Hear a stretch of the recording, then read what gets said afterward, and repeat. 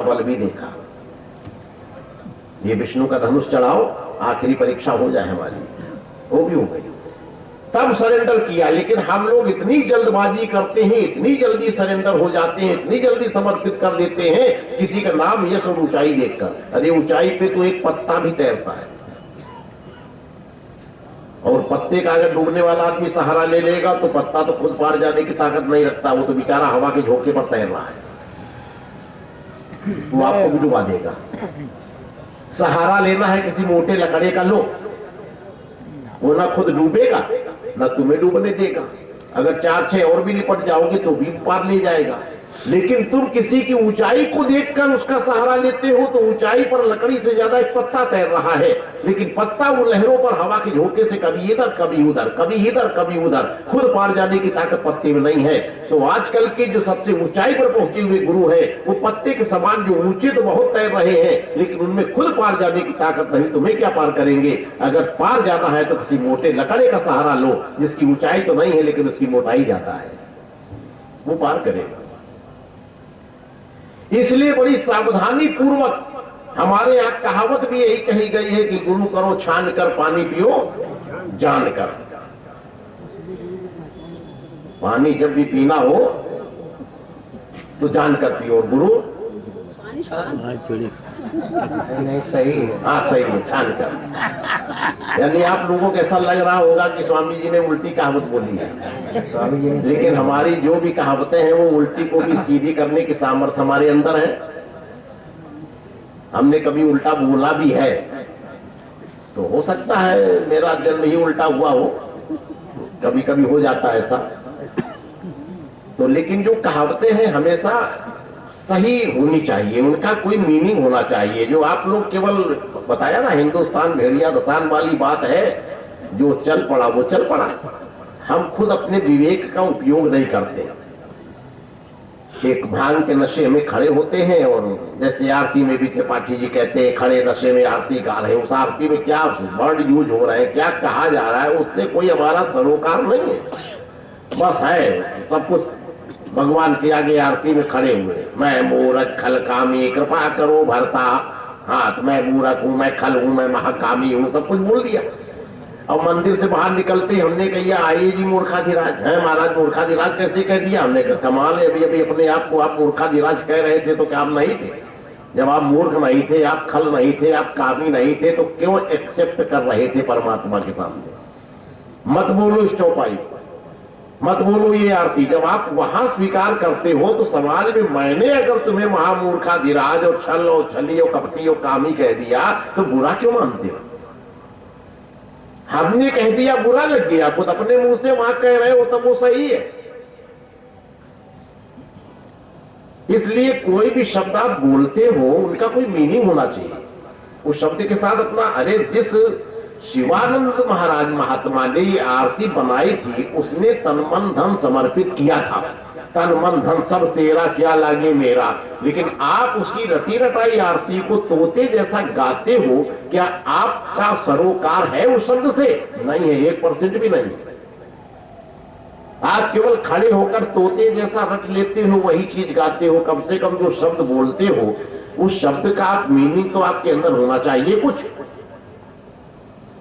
आपने बस सुन लिया कि कहा गया कि पानी पियो छान कर, गुरु करो जानकर। महाराज ये कहावत आज तक मैंने सुनी है, आप हर आदमी यही कहेगा मेरे से, उसने यही कहावत सुनी है, गुरु करो जानकर और पानी पियो छान कर। लेकिन मैंने कहा कि पानी पियो जानकर और गुरु करो छान कर, उल्टा। लेकिन आपने सुना है, अब आपने कहा है कि पानी पियो छान कर। पानी को हमेशा छान कर पीना चाहिए, ठीक है। मैं किसी गटर का पानी ले आता हूं, 10 बार फिल्टर करके आपको पिला देता हूं, आप पियोगे? नाली का पानी छानने से थोड़े पवित्र हो जाएगा, नहीं पियोगे। मैंने उस पानी में जहर मिला दिया है, और आप कहते हो महाराज हमें सिखाया गया है कि पानी हमेशा छान कर ही पीना चाहिए। आप ये पानी मेरे सामने कपड़े से छानिए तो मैं पीऊंगा। अब मैंने 10 बार कपड़े से छान दिया तो क्या जहर उसमें मिला हुआ छन जाएगा? वो तो उसी में मिक्स है। छानते रहो 10 बार। आरओ में तो क्षमता है महाराज, आरो में क्षमता है पानी है। हाँ, आरओ में गटर का पानी भी छनेगा। पानी पिया नहीं जाता, हाँ, नहीं पिया जाता, देखो उसकी कुछ पवित्रता नहीं है। आरो का पानी तो छाना जाता है। हाँ, उसमें पवित्रता नहीं है। लेकिन अगर इतना बड़ा केमिकल कोई जहर मिला हो उसमें, तो पूरा प्योर नहीं चलता। उसका टीडीएस मात्रा तब भी 100 होती है। आरओ में भी मैंने देखा है, मेरे यहाँ 10-10 आरओ लगे हुए आश्रमों में। टीडीएस की हमारे पास अभी भी वो मीटर पड़ा हुआ है, मेरे पास यहाँ भी रखा हुआ है। मैंने नाप कर देखा है, कितना भी शुद्ध पानी आरओ में होता है तब भी उसकी 80 और 90 टीडीएस की कैपेसिटी रहती है। लेकिन क्षमता ही है। हाँ, पूरा नहीं, यानी टीडीएस उसमें 80-90 रहता है। आरओ में भी 0% कभी कोई आरओ ने नहीं बताया आज तक, किसी भी दुनिया की किसी को नहीं। तो आरओ में भी 80-90% टीडीएस है, यानी मात्रा है, प्योर जहर नहीं है। तो मेरा कहने का तात्पर्य है कि पानी जब पियो, जान कर पियो, जानकारी करके पियो कि पवित्र गंगा नदी का जल है, ये पवित्र गोमती नदी का जल है, या किसी गटर का जल है, या किसी शत्रु के हाथ का जल है, वो क्या मिला के लाया है, किस भावना से लाया है। तो पानी पीने से पहले उसकी जानकारी करो। पानी पियो जानकर, तो पानी पीने से पहले आप उसकी जानकारी कर लो। आप छानो अलग चीज है, लेकिन पहली है जानकारी, ये पानी आया कहां से, ये किसी नदी का जल है या किसी गटर से गंदे नाले से लाया गया है, ये किसी शत्रु के हाथ का है या किसी मित्र के हाथ का है, इसमें क्या मिला हुआ है, क्या मिलाकर ये ले आया मेरे लिए। तो पानी पीने से पहले जानकारी करो, और गुरु बनाने से पहले उसकी छानबीन करो। इसलिए गुरु बनाने में कभी भी जल्दबाजी मत करो। एक छोटा सा निर्णय हम जब लेते हैं, एक मिट्टी का बर्तन भी मार्केट में खरीदते हैं, उसको भी ठक बजाकर ठोक पीट कर लेते हैं कि 2 रुपए खर्च करने में हमें इतना दर्द होता है, और गुरु बनाने में हम कुछ भी विचार नहीं करते, सीधे जाकर सरेंडर हो गए। तो उसमें कभी जल्दबाजी मत करो। इसलिए पहले कि हमारे ऋषि मुनि बड़ी कठोर परीक्षा लेने के बाद ही तब वो कहीं किसी को दीक्षा देते थे। आज इतनी कठिन, इतने वर्षों तक मैत्रेयी याज्ञवल्क्य जी के पास रही है, लेकिन कभी भी क्या उनके अंदर ही प्रेरणा हुई कि मैत्रेयी को वो ज्ञान का उपदेश दे? नहीं। या यमराज ने जब विषय की कठिनता बताई, मैत्रेयी को याज्ञवल्क्य ने भी बताया, तो नचिकेता से कहा इतना कठिन विषय है, लेकिन जब वो हट पे अड़ गया, नहीं छोड़ा, तो दूसरी परीक्षा है प्रलोभन, लालच। पहले तो अगर वो ज्ञान को पाने का अधिकारी नहीं है तो विषय की कठिनता दिखलाकर उसको उस मार्ग से हटा दे। अगर फिर भी वो नहीं हटता है और जिद करता है कि मैं, आप बोलिए, मैं ज्ञान को सुनने के लिए तैयार बैठा हूं, आप ज्ञान की चर्चा कीजिए, तो आप उसके सामने दूसरी परीक्षा लेंगे, वो है प्रलोभन, यानी उसे लालच दो। तो यमराज ने भी वही किया। यमराज ने नचिकेता को लालच दिया, प्रलोभन दिया, मैं तुम्हें अखंड साम्राज्य देता हूं, मैं हीरे जवाहरात देता हूं, मैं राजपाट देता हूं, हाथी घोड़ा देता हूं, रत्न आभूषण देता हूं। तो ये जो भी लालच दिया गया है, ये प्रलोभन जो है जड़ पदार्थों का है। जब जड़ पदार्थों के प्रलोभन में भी सामने वाला व्यक्ति ना उलझे तो उसे चेतन प्रलोभन, यानी ये चेतन लालच है। वो चेतन लालच है अप्सराओं का, विषय भोगों का। जो हीरे जवाहरात दिए जा रहे हैं ये जड़ पदार्थ है, लेकिन अब यमराज ने अप्सराओं को भी पेश किया। जब उन्होंने कहा कि मैं दिव्य अप्सराएं दूंगा, यानी चेतन आकर्षण का लालच जब दिया गया, वो अप्सराएं दिव्य आभूषणों से सुसज्जित होंगी, तुम्हारी लंबी आयु होगी, चिर यौवन रहेगा, तुम विषय भोगों का आनंद ले सकोगे लाखों वर्ष तक। जब ऐसे ऐसे प्रलोभन दिए गए, उसके बाद नचिकेता जब चरणों पे गिर गया है, तो अंत में यमराज को कहना पड़ा कि नचिकेता, इन चीजों में सुख नहीं है। लास्ट में झक मार कर यमराज को वो अग्नि विद्या नचिकेता को देनी पड़ी, जो यमराज थोड़ी देर पहले कह रहे थे ज्ञान इतना कठिन विषय है, तुम्हारी समझ में नहीं आएगा। आज वही यमराज उस बालक को अब कैसे वो विद्या दे रहे हैं, ये विचारणीय प्रश्न है। अगर आपसे कहते हम ज्ञान बड़ा कठिन है, तो आप उठ के चल दोगे, महाराज आप ज्ञान की चर्चा करते हो, कोई भक्ति वाले चुटकुले नहीं सुनाते, तो आप उठ के जब चल दोगे तो इसका मतलब आप अधिकारी नहीं हो, आप सुनना नहीं पसंद करेंगे ज्ञान। लेकिन जब हट पे अड़ गया, नचिकेता नहीं जिद छोड़ता है, प्रलोभन में भी नहीं फंसता है, तो आखिरी में यमराज को वो अग्नि विद्या नचिकेता को प्रदान करनी पड़ी। आज वही चीज मैत्रेयी के सामने है। महर्षि याज्ञवल्क्य ने इतने वर्षों से इनकी पत्नी है, लेकिन कभी भी उन्होंने वो विद्या नहीं दी, लेकिन आज मैत्रेयी को अधिकारिणी समझकर वो विद्या याज्ञवल्क्य देते हैं। याज्ञवल्क्य ने मैत्रेयी से कहा कि हे मैत्रेयी, मैंने तुम्हें बताया ये शरीर ही एक गौशाला है। इस शरीर रूपी गौशाला के अंदर प्राण जो है उसकी स्थिति एक बछड़े के समान है। वो एक शिशु है। प्राणो हावै शिशुम। उसके रहने का जो विशेष कक्ष है वो मस्तक है, जो अन्न रूपी रस्सी के द्वारा बल रूपी खूंटे से बंधा हुआ है।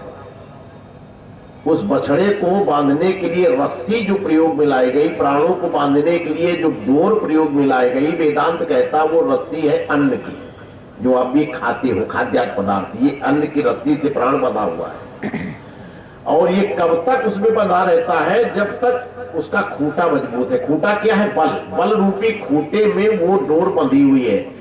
जब वो खूंटा कमजोर होता है, हम शक्तिहीन हो जाते हैं वृद्धावस्था में, बुढ़ापा में ताकत कमजोर हो जाती है, तो प्राण जो है वो खूंटा उखाड़ कर भाग खड़ा होता है। बछड़ा जो है, यानी बल कमजोर हो गया, खूंटा कमजोर हो गया। जब खूंटा कमजोर हो गया तो बछड़े ने खूंटा उखाड़ लिया, खूंटा उखाड़ लिया और प्राण स्वतंत्र हो गया।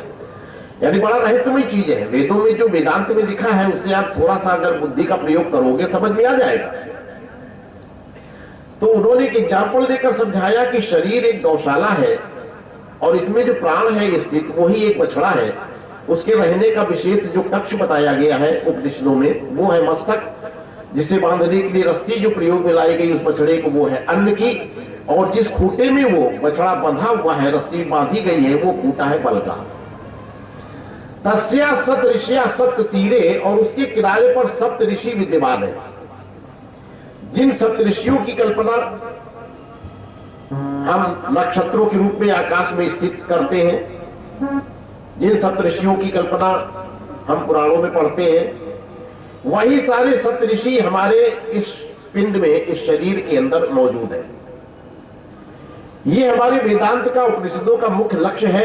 यत ब्रह्मांडे तत् पिंडे, जो संपूर्ण ब्रह्मांड में आपको दिखाई पड़ता है वो हमारे पिंड में, इसी शरीर में दिखला दे। सारे ब्रह्मांड में जो भी स्थिति आपको नजर आती है वो सब कुछ अगर आप शरीर का ही विज्ञान पढ़ लेंगे तो सारे ब्रह्मांड को आप एक ही स्थान पर बैठे बैठे पूर्वकालिक ऋषि मुनियों के समान कंट्रोल कर सकते हैं। पहले के ऋषि मुनि इस ब्रह्मांड को अपनी मुट्ठी में रखते थे। कहीं से भी पूरे धरती पर बैठे हुए कहाँ भूमंडल पर कौन सी घटना घटित हो रही है वो यही से जान लेते थे, क्योंकि उन्होंने पृथ्वी तत्व पर कमांड कर रखा था। जल तत्व पर कमांड कर लेने के बाद जल उनको डुबा नहीं पाता था। आराम से जल पर तमाम ऋषियों की ऐसी बातें सुनी गई हैं, आज भी वर्तमान में हम लोगों ने सुनी है। मैंने तो एक संत को देखा भी है, पानी पर बैठ करके पद्मासन लगा के भजन करते हुए अपनी आंखों से देखा है। वो जल तत्व पर अधिकार कर चुके थे। वो पैदल मैंने नदी की धारा में इस पार उस पार चलते भी देखा उन महात्मा को। तो उन्होंने साधना के द्वारा जल तत्व पर कमांड कर लिया। इसके बाद तीसरा आता है अग्नि तत्व। जब अग्नि तत्व की हम साधना करते हैं तो फिर ये आग हमें जला नहीं पाती। हम अग्नि के अंदर से कहीं से भी प्रविष्ट होकर निकल जाएंगे, अग्नि पर हमारा कमांड हो जाता है, अग्नि हमें जला नहीं पाती। इसके बाद हम वायु तत्व पर अधिकार करते हैं। हमारी साधना आगे बढ़ती है 3 पर अधिकार करने के बाद, तो वायु के अनुसार हम गमन करते हैं। फिर हम कोई भी कहीं विदेश देश जाने के लिए पासपोर्ट या वीजा की जरूरत नहीं पड़ती है। मैं आराम से अमेरिका इंग्लैंड कहीं भी चला जाऊंगा, वायुयान की आवश्यकता हमें नहीं है कि मैं हवाई जहाज से ही जाऊंगा। फिर इसके बाद आकाश तत्व पर विजय कर लेते हैं। तो आकाश तत्व पर विजय प्राप्त कर लेने के बाद हम 5 तत्वों का विभागीकरण कर देते हैं। जिन 5 तत्व से हमारा शरीर बना है, पृथ्वी, जल, अग्नि, वायु, आकाश, इन्हीं 5 तत्वों से शरीर बना है। तो ये जो व्यष्टि तत्व है, यानी शरीर के अंदर जो तत्व है ये व्यष्टि एकाकी के तत्व है, और जो ये धरती है ये समष्टि का तत्व है। तो इन 5 तत्वों को हम समष्टि तत्व में विलीन कर देने की क्षमता रख लेते हैं। हम अपना जो अंदर शरीर का पृथ्वी तत्व है वो पृथ्वी को दे देते हैं, अपना जल तत्व नदियों को जल को दे दिया, अपने शरीर का छोटा सा थोड़ा सा भाग हमारा जो वायु तत्व है वायु को दे दिया, जो अग्नि तत्व है अग्नि को दे दिया, आकाश तत्व आकाश को दे दिया। तो मेरा शरीर गायब हो गया, अदृश्य हो गया, मैं दिख ही नहीं रहा हूं किसी। फिर जहां हमारी इच्छा हुई हमने अपने तत्व वापस ले लिया विद इन 1 सेकेंड। 1 सेकेंड में ये लोग हमारी दी हुई चीज हमें तुरंत रिटर्न कर देते हैं। जब रिटर्न करते तो मेरा शरीर फिर बन जाता है, मैं एक पल में कहीं भी प्रत्यक्ष प्रकट हो जाता हूँ, आपको दिखाई पड़ जाता हूँ। ऐसे महापुरुषों के चरित्र आपने देखे होंगे कि एक ही समय में कभी वो जौनपुर में भी दिखाई पड़े तो किसी ने कहा नहीं वो बंबई में मौजूद थे, किसी ने कहा नहीं वो कानपुर में थे महाराज जी उस समय 2 बजे मेरे आश्रम पर। एक ही समय वो महापुरुष कई जगह विद्यमान हो सकता है। यही योगिक क्रियाओं के द्वारा ही तो भगवान राम ने कितने रूप रखे थे। अमित रूप प्रकटे ते ही काला, छन्मा सबई मिलो भगवाना, उमा मरम काहू नहीं जाना। ये आप रामचरितमानस प्रत्यक्ष प्रमाण इस बात को, अगर आप रामचरितमानस मानते हो तो ये सारी चीजें प्रमाण हमारे सामने रखी हुई है कि एक समय में हम कई रूप में विभक्त हो सकते हैं, अपने आप को अपने तत्वों को विभाजित करने की कला सीख सकते हैं। ये योगी के अंदर क्षमता होती है। लेकिन वो साधना हम कहाँ से प्राप्त करें? वो साधना पाने के लिए कई ऋषियों को हमने देखा है जिनको आज वर्तमान समय में भी वो कला आती है। लेकिन मैंने एक महात्मा को देखा था, समाधि लगाते थे, उन्नाव के परियल के थे वो। उनके गुरुजी बेचारे मर गए, 8-10 साल हुआ, तो बहुत दुखी हुए। उन्होंने कहा कि हमने अपने शिष्य को बहुत कहने पर समाधि की कला सिखा दी, लेकिन ये उसका दुरुपयोग करता है, ये समाधि को बेच रहा है। कहीं भी किसी गांव में जाएगा, 1 महीने के लिए गड्ढा खुदवाएगा, उसमें जमीन में घुस जाएगा, वहां लाखों रुपए इसके चढ़ जाएंगे, 1 महीने के बाद बाहर निकलेगा, लाखों रुपए समेटेगा, आगे चल देगा। ये समाधि मैंने सिखाया था ब्रह्म का साक्षात्कार करने के लिए, लेकिन ये समाधि विद्या का दुरुपयोग कर रहा है केवल लोगों को प्रदर्शन करने के लिए। तो आज इन विद्याओं का दुरुपयोग होता है। हमें उड़ने की कला आती है, हमें गायब होने की आती है। आप कहते हो महाराज मर जाओगे, विद्या चली जाएगी, हमको दे जाओ। मैंने मोह बस आपको दे दिया, तो आपने क्या किया? अदृश्य होकर किसी बैंक के काउंटर पर पहुंच गए और वहां नोटों की गड्डियां उड़ रही हैं, आदमी दिख ही नहीं रहा कहां जा रहे हैं। क्योंकि आप अपनी अतृप्त वासनाओं को पूरा करने के लिए हमारी सिखाई हुई विद्याओं का दुरुपयोग करेंगे। तो इसलिए मैं अपनी विद्या को मर जाऊंगा, अपने साथ ले जाऊंगा, लेकिन आपको नहीं दे जाऊंगा। अगर अधिकारी नहीं मिलता है हमें, तो ये सारी विद्या मैं जानता हूं, लेकिन क्या मैं प्रदर्शन करूं? महाराज मैं नहीं मानता, आप जानते हो, हमें करके दिखाओ। तो मैं किसको दिखाऊं? आज जौनपुर में दिखा दिया तो कल कानपुर वाले कहेंगे हमें भी दिखाओ, तब मानेंगे। ये तो संसार में कमी बनी रहेगी, कोई मानेगा ही नहीं। इसलिए ज्ञान का जो तत्व है ये अधिकारी व्यक्ति को ही मिलना चाहिए, अनाधिकारी व्यक्ति को ज्ञान का तत्व नहीं मिलना चाहिए। इसलिए ज्ञान को कठिन कहा गया। आज वही ज्ञान याज्ञवल्क्य जी मैत्रेयी को देते हुए कहते हैं कि हमारे शरीर में जो सप्तऋषि स्थित है उनमें एक तो विश्वामित्र जी, गौतम हमारा दक्षिण कर्ण है, भारद्वाज वाम कर्ण है, विश्वामित्र दक्षिण नेत्र है, जमदग्नि वाम नेत्र है। इसके बाद वशिष्ठ और कश्यप आते हैं। इमाम्यो वशिष्ठो अयम कश्यपा, वयम्यो वशिष्ठो अयम कश्यपा। यानी हमारा जो दक्षिण नासिका रंध्र है, दाहिनी नाक का छेद, ये है वशिष्ठ ऋषि, और बाई नासिका का जो छेद है ये है कश्यप ऋषि। अब ये दोनों कैसे बताए गए? वशिष्ठ को दक्षिण नासिका रंध्र कहा गया। वशिष्ठ शब्द की जो व्याख्या होती है व्याकरण के अनुसार, उसमें लिखा हुआ है अतिशयन वसमाना इति वशिष्ठा। जो बहुत अधिक धन वाला हो, वसुमान हो, पैसे वाला हो, उसे कहते हैं वशिष्ठ। अतिशयन वसमाना इति वशिष्ठा। वशिष्ठ जी देखो, धन भी 2 प्रकार का होता है। एक बाह्य धन होता है, दूसरा आभ्यंतर धन, आंतरिक धन। बाह्य धन क्या है? सोना चांदी हीरे जवाहरात रत्न आभूषण, ये बाह्य धन है। आभ्यंतर धन क्या है? विद्या। विद्या धनम, विद्या को भी धन ही कहा गया। विद्या धनम सर्व धनम प्रधानम। विद्या धन को सारे धनों में श्रेष्ठ बताया गया। तो वशिष्ठ जी जो है ये बाह्य धन के धनी नहीं है, ये आभ्यंतर धन यानी विद्या के धनी है। और विद्या धन को इसलिए श्रेष्ठ बताया गया, अपूर्वा कोशो अयम विद्यते तब भारती व्ययतो वृद्धिम आयाति क्षयम आयाति संचयात। माता सरस्वती जी की आराधना करते हुए किसी भक्त ने तो यहां तक कह दिया कि हे भारती, हे देवी सरस्वती, आपका जो कोश है ये इतना अपूर्व है, इतना विचित्र है। दुनिया के जो कोश है भौतिक, इनको व्यय करो, खर्च करो तो ये खत्म हो जाते हैं, और इनको कमा के इकट्ठा करो तो बढ़ते हैं। लेकिन आपका धन जो है ये बड़ा विचित्र है। इसको जितना हम लुटाते हैं, जितना खर्च करते हैं, उतना ही ये बढ़ता है। और इसको हम इकट्ठा करके बैंक के लाकर में डाल देते हैं तो ये खत्म हो जाता है। देखो ये सरस्वती का जो बैंक है ये बड़ा विचित्र है। व्ययतो वृद्धिम आयाति। इसको जितना व्यय करोगे, जितना खर्च करोगे, उतनी इसमें वृद्धि होगी। और जितना इसे रोक लोगे, संग्रह करोगे, वो विद्या में जंग लग जाएगा, खत्म हो जाएगी, वो ज्ञान खत्म हो जाएगा। इसको आप निकालते रहो, उड़ाते रहो, बढ़ता रहेगा, आता रहेगा। लेकिन भौतिक धन है, इनको व्यय करोगे तो खर्च हो जाएंगे, और इनको बैंक के लाकर में डाल दोगे तो ब्याज सहित 10 साल के बाद पता लगा 4 गुना हो गया वो। तो वशिष्ठ जी जो है ये विद्या के धनी है, इसीलिए इनको वशिष्ठ कहा गया। अतिशयन वसुमानः। हमारे यहाँ देहाती भाषा का एक शब्द है, पैसे वाले कोई होते हैं हमारे यहाँ कानपुर में, मैंने देखा गंगा के किनारे, तो उन्हें एक शब्द दिया गया है वसीठ। यानी जो अधिक संपन्न वाले लोग हैं हमारे क्षेत्र में, गंगा किनारे जो लोग रहते हैं, उनको लोग वसीठ बोलते हैं। आओ वसीठ कैसे हो, यानी वो संपन्न है। वसीठ शब्द कहने का तात्पर्य है कि ये अपने क्षेत्र में संपन्न व्यक्ति है। तो वसीठ शब्द जो है ये वशिष्ठ से बना है।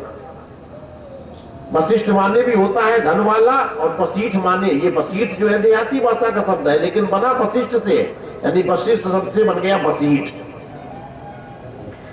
तो ये वशिष्ठ जो है ये विद्या के धनी है, और इसका प्रमाण मिलता है योग वासिष्ठ। आप योग वासिष्ठ ग्रंथ आप देखेंगे तो वेदांत के उच्च कोटि के ग्रंथों में इसकी गणना होती है, योग वासिष्ठ की। ये कोई मामूली ग्रंथ नहीं है। अयोध्या के कितने नरेशों को इन्होंने परम विद्वान बना दिया। भगवान श्री राम वगैरह तो इन्हीं की देन है ना, इन्हीं के शिष्यत्व में तो इतने परम ज्ञानी बनकर आज ब्रह्म है वो पूज रहे हैं। वो प्रारंभिक ज्ञान कहाँ से आया? वशिष्ठ के पास से। तो वशिष्ठ कोई मामूली आदमी नहीं। और ये पुरोहिती का कर्म स्वीकार करने से पहले भी वशिष्ठ वचनबद्ध हुए थे। वशिष्ठ ने कहा था, जब ब्रह्मा जी ने कहा कि तुम सूर्य वंश के पुरोहित बनो, तो वशिष्ठ ने मना कर दिया था। फिर ब्रह्मा जी ने उनको लालच दिया, क्योंकि ब्राह्मण हमेशा थोड़ा सा प्रलोभन में मार खा जाते हैं। कहीं भी हमने देखा है, कुछ लालच दिखाओ, अच्छी खासी दक्षिणा दो, आराम से भोजन करने पहुंच जाएंगे। तो ब्राह्मण को कहीं ना कहीं प्रलोभन जो है वो गिरा भी देता है, मैंने देखा। असंतुष्टा द्विजा नष्टा संतुष्टा ही पार्थिवा। तो वहां पर आया है, तो वशिष्ठ जी में वही लालच आ गया। ब्रह्मा जी ने कहा कि तुम्हें भगवान का गुरु बनने का भी श्रेय मिलेगा। वशिष्ठ जी ने तत्काल स्वीकार कर लिया कि मैं सूर्य वंश का पुरोहित बनूंगा। अब हाँ तो कर दिया। उसके बाद पूछा वो ब्रह्म का अवतार कब होगा? तो ब्रह्मा जी ने कहा कि ये अवतार तो त्रेता में होगा। अब वशिष्ठ जी बड़े चिंतित हो गए, क्योंकि ब्रह्मा जी ने जो युग बनाए थे वो पहले बनाया था सतयुग, फिर बनाया था द्वापर, फिर बनाया था त्रेता, इसके बाद बनाया कलयुग। ब्रह्मा जी ने ऐसा युग बनाया था। पहला युग सतयुग, दूसरा युग द्वापर, द्वापर माने दूसरा युग, तीसरा युग त्रेता, त्रेता माने तीसरा युग, चौथा ये कलयुग। लेकिन जब ब्रह्मा जी ने कहा कि त्रेता युग में भगवान का अवतार होगा, तो वशिष्ठ ने देखा कि त्रेता युग तो बहुत देर बाद आएगा, अभी तो सतयुग चल रहा है, इसके बाद द्वापर आएगा, कृष्णावतार होगा, फिर कृष्णावतार के बाद रामावतार त्रेता में होगा, तब मैं उनका गुरु कहलाऊंगा। इतने युग तक इंतजार कौन करेगा? तो वशिष्ठ जी ने युग में परिवर्तन कर दिया। ब्रह्मा जी के बनाए हुए विधि के विधान को भी पलट रखने की ताकत रखने वाला वशिष्ठ मामूली आदमी नहीं है। तुरंत उन्होंने कहा कि हम कृष्ण के अवतार को पीछे ढकेल देते हैं, हम द्वापर युग को पीछे ढकेल देंगे, कृष्ण जी अवतार बाद में लेंगे, लेकिन त्रेता को मैं पहले ले आता हूं, राम अवतार पहले करा लूंगा। इसलिए सतयुग के बाद वशिष्ठ जी डायरेक्ट त्रेता को ले आए। इतने बड़े पावरफुल है वशिष्ठ।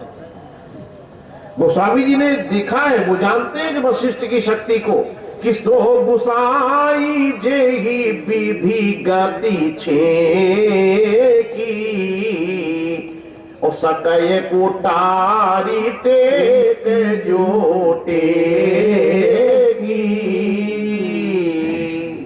ये वशिष्ठ जी के लिए कहा गया। सो गुसाई जे ही विधि गति छेकी, जिन्होंने विधाता की गति को भी ब्रेक कर दिया। पलट के रख दिया। विधाता ने युग बनाए, सतयुग, द्वापर, त्रेता, कलयुग। वशिष्ठ जी ने पलट दिया, सतयुग के बाद त्रेता, त्रेता के बाद द्वापर को ढकेल दिया। इतने सामर्थ्यवान है। लेकिन ये तो श्री रामचरितमानस की विशेषता है, प्रभु श्री राम की एक क्वालिटी है। इतने इतने विशेषण से युक्त लोगों को भी यहाँ पर मात खानी पड़ी है श्री रामचरितमानस में। आप देखेंगे विधि की गति को छेक देने की ताकत रखने वाले, भावी ऐसों को मिटाने की सामर्थ्य रखने वाले भगवान शंकर, वो भी मात खाए श्री रामचरितमानस में। वशिष्ठ भी मात खाए। ऐसे ऐसे प्रारब्ध को बदलने की ताकत रखने वाले, भावी को मिटा देने की ताकत रखने वाले भावी में त्रिपुरारी, लेकिन वो भी यहाँ पर परास्त हो गए, वो भी मात खा गए। जिन्होंने अपने आप में हट किया कि हम ये मिटा देते हैं, भगवान ने सबको लाइन पर लगा दिया। आप विचार करो, भगवान शंकर कहां पर डिफीट खाए? सती जी के प्रसंग में। और वशिष्ठ जी कहां मात खाए? राम जी के राज्य के संदर्भ में, जब उन्होंने कहा राम का राज तिलक हो जाए। हाँ, हो जाए। और वशिष्ठ त्रिकालज्ञ हैं, जानते हैं कि जिस राम को हम सुबह रात तिलक करने का वचन दे रहे हैं दशरथ को, इस राम को सुबह वनवास होना है। गुरु जैसे वशिष्ठ ज्ञानी जैसे लगन शोधी के धरी, क्या ऐसा लोग गीत भी गाते हैं? मुझे नहीं आता गीत, लेकिन गाते हैं लोग। इतने परम ज्ञानी गुरु वशिष्ठ जैसे, इतना रिसर्च करने के बाद, शोध करने के बाद एक लगन बनाई गई, मुहूर्त निकाला गया। और वो जानते हैं कितनी बड़ी बड़ी भाभी, कितने बड़े बड़े प्रारब्ध इन सूर्यवंशी नरेशों के वशिष्ठ ने टाले हैं। अरे भावरों को समय में भी एक सूर्यवंशी नरेश का प्रमाण मैंने पुराणों में पढ़ा, वो बेचारे वही मर गए थे, वशिष्ठ जी उनको जिंदा करा के लाए। वो कुछ भी कर सकते हैं, बहुत बड़े पावरफुल है वशिष्ठ। उनको मालूम है कि जिस राम को सुबह वनवास लिखा है, मैं इसकी रेखा को काट दूंगा। ये तो हमारे लिए चुटकी बजाने वाला काम है। इससे बड़ी बड़ी प्रारब्ध, बड़ी बड़ी भाभियां हम मिटा चुके। ये कौन सी बड़ी भाभी है मेरे लिए? भगवान शंकर भी भाभी मिटा लेते हैं, ये कौन सी बड़ी भाभी है? लेकिन भावी मिटाने की ताकत भगवान शंकर भी रखते हैं, भावी मिटाने की ताकत वशिष्ठ भी रखते हैं। लेकिन जो प्रबल भावी होती है, जो बलवान भावी होती है, वो हरी इच्छा से होती है, उससे मिटाने की ताकत किसकी? आज सती जी के सामने भी वही बात पैदा हो गई। जब सती जी राम जी की परीक्षा लेने जा रही है, भगवान शंकर ने रोकना चाहा। यानी एक भावी थी, वो चाहते तो टाल सकते थे, रोक सकते थे, भावी मिटाने की ताकत रखते हैं भगवान शंकर, लेकिन ये भावी नहीं मिटा पा रहे हैं। सती जा रही है अपनी जिद पर, भगवान शंकर का कहना, अपने पति का कहना नहीं मान रही है, और अपना हट करके राम जी की परीक्षा लेने जा रही है। जाने के बाद भी झूठ बोलती है, तो भगवान शंकर को झटका लगा कि ये भावी नहीं है। हृदय विचारत शंभु सुजाना, हरि इच्छा भावी बलवाना। हरि इच्छा भावी बलवाना, ये कोई बलवान भाभी है, ये साधारण भाभी नहीं है, ये प्रबल भाभी है जो हरि इच्छा से हो रही है। मैं सती का पतन नहीं रोक सकता। यानी भावी मिटाने की ताकत रखने वाले भगवान शंकर यहाँ डिफीट खा गए, नहीं मिटा पाए। क्यों? क्योंकि वो हरि इच्छा है। भावी बलवाना, बलवान भाभी है, साधारण भाभी नहीं है। वही बात मुस्कुराते हुए, कटाक्ष करते हुए भरत जी ने वशिष्ठ की ओर देखा। गुरुदेव, आपके रहते ये घटनाएं घट गई, हमें तो पूरा विश्वास है कि आप तो सारे ब्रह्मांड को पलट के रखने की ताकत रखते थे। आपके रहते पिताजी का मरण हो गया, भैया वनवास चले गए, और आप यहाँ मौजूद हो अयोध्या में। तो वशिष्ठ रोने लगे। यानी वो जानते थे, वो समझते थे कि मैं चुटकियों में इसे मिटा लूंगा। अंत में रोते रोते भरत के सामने वशिष्ठ को यह स्वीकार करना पड़ा कि सुनहु भरत भावी प्रबल